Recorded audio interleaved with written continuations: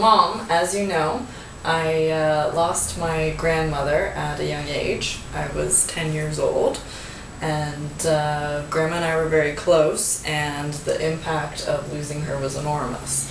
So what would you suggest to a child who's lost a grandparent, or the parent of the child, to help them through the loss? Well, I think that parents or grandparents hold a very special space in a lot of children's life. Not always. Sometimes they're not as close, but in your particular situation, you're right, you're very close.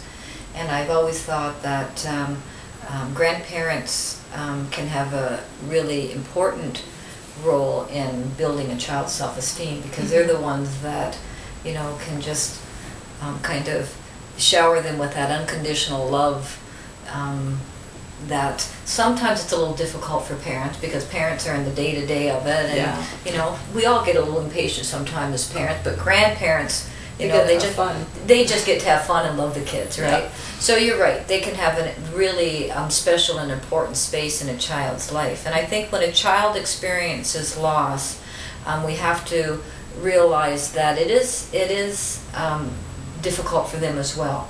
Quite often they talk about children as being the lost mourners, because people attend to the adults, but children they think are just going to bounce back. Oh, they'll be fine. And they will be fine, but their loss has to be addressed too.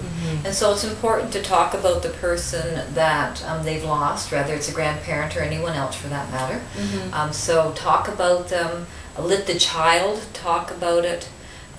Just let the child know that it's okay for them to talk about the loss. And I think it's really important too, and some of the best advice I got when you lost your grandma was to let the child kind of make some of their own decisions around different things concerning the loss.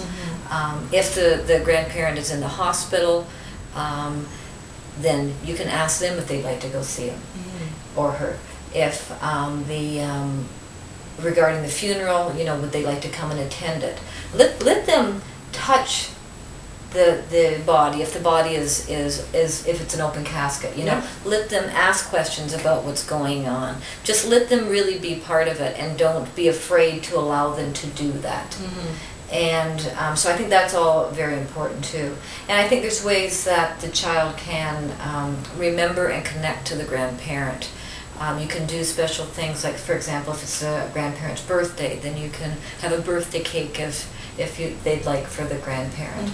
You can do things like write a note and put it in a helium balloon so that it can be sent off to the grandparent. Things like that I think are really important. Scrapbooks are very nice. And don't do it for the child, do it with the child. If the child's too young to write the stories themselves, have the child tell you the stories and write down what they're telling you. And it can be a wonderful keepsake for the child to remember the grandparent by. Yeah, I started a journal or a book, the stories of my grandmother. And that was when I was older I did it, but it's still nice so that I won't forget those memories.